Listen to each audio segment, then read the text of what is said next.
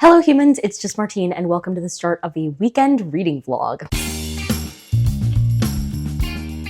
I have been absent for a while now from YouTube. There was a lot of stuff happening in my life that made it impossible to focus on a lot of things. And I'm not gonna get into it right now, but I'm finally feeling like I can start producing content slowly. I'm not sure I'll be back to my regular schedule, but I'm here now. First weekend of October, and I've got some reading to do. The same way that my video making took a hit during this last month, so did my reading in some ways. So I have a lot that I want to catch up on. Granted, because it is October, Chaostober has begun. Chaostober is this crazy thing that my friends and I do each year. We pick like a category of book and that's all we read with some like light exceptions. My category for this year is 12 TBR's books, which is kind of problematic because I can't make videos for you about my 12 TBR's books that aren't those 12 TBR's videos, and those don't come out until the end of the year, beginning of next year. That being said, one of the exceptions I gave myself was finishing up books that I did not finish reading but did start in the month of September. So I guess this weekend, hopefully we'll clear through some of that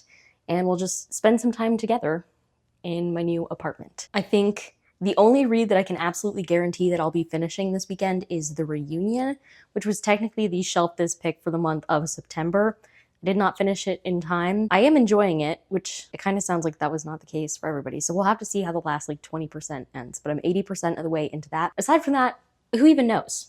You know, I'm just glad to be talking to you again. It is now just past 4 p.m. and I got out of my last meeting for the day. So I'm going to call it quits on doing actual work now, and I'm going to switch to reading and chilling for the rest of the weekend. I did do some nonfiction reading in my last meeting because it was a like join Zoom and work together type of meeting. So I was reading this, and during Chaostober, since I'm trying really hard to work through these 12 TBR's books, I've basically made a rule for myself that I can read the other books that I'm in the middle of, but the amount that I read of 12 TBR's books has to be greater. So to kind of make up for the fact that I read that for a bit, I think I'm going to try and read one of my 12 TBR books right now. I'm holding up my Kindle, but I'm not positive that I'm going to be using my Kindle. It's just meant to represent the books that are secret that you may not yet know. We'll do that, we'll get some dinner soon, and hopefully it will be a really chill night. So why would I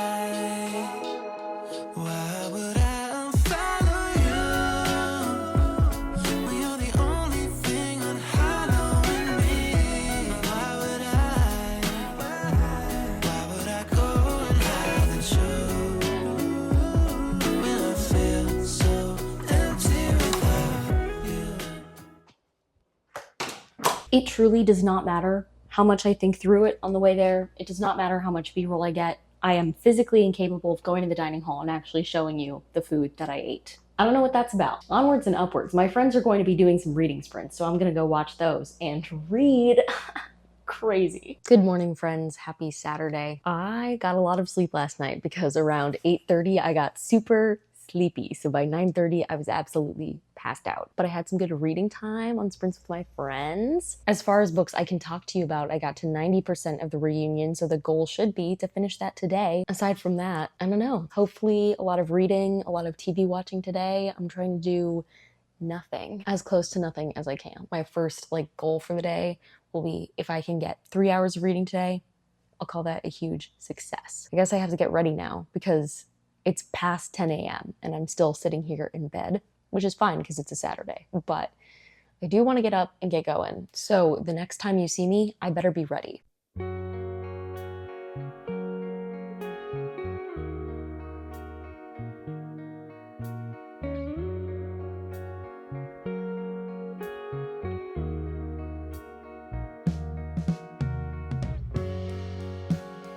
Well, I just finished reading The Reunion by Kayla Olson, and I'm giving it 4 stars purely for fun factor. I just had a really good time reading this. It was light, exactly what I needed. In this one, we're following this woman, Liv, and she was the star of this, like, I guess, kind of a sitcom growing up called Girl on the Verge, and they're doing a reunion special now that she's all grown up, and she's going to see her ex-best friend and huge crush co-star for the first time since the show happened. And yeah, it was just a really fun concept and light throughout.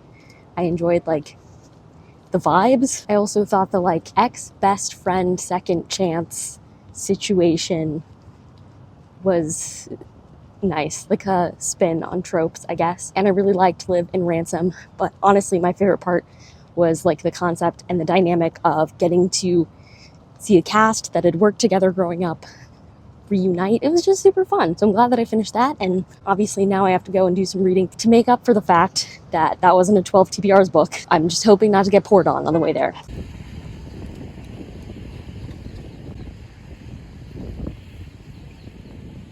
While I was on campus to get dinner, I picked up some snacks. Usually my favorite way to snack and get my salt levels up, which I need to because of my dysautonomia, is by eating spicy things, especially things like Takis.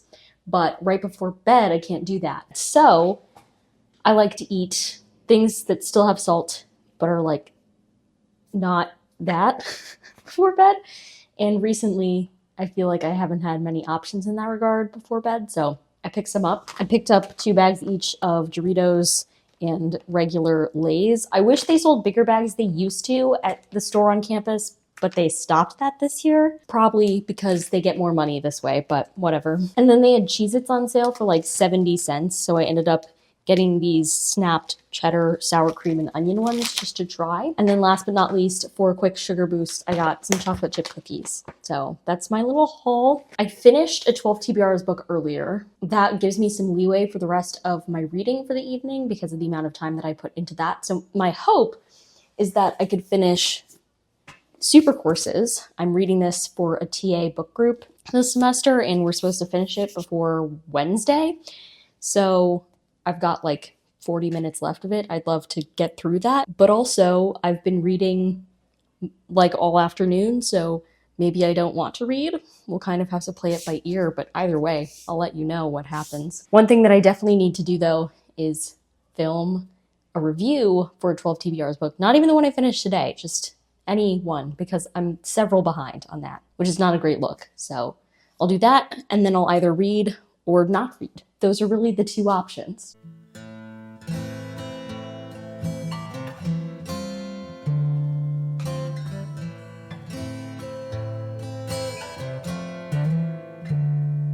Good morning, friends. Happy Sunday. It is going to be a very chill Sunday around here because there is a tropical storm that will become a hurricane headed straight for Central to South Florida.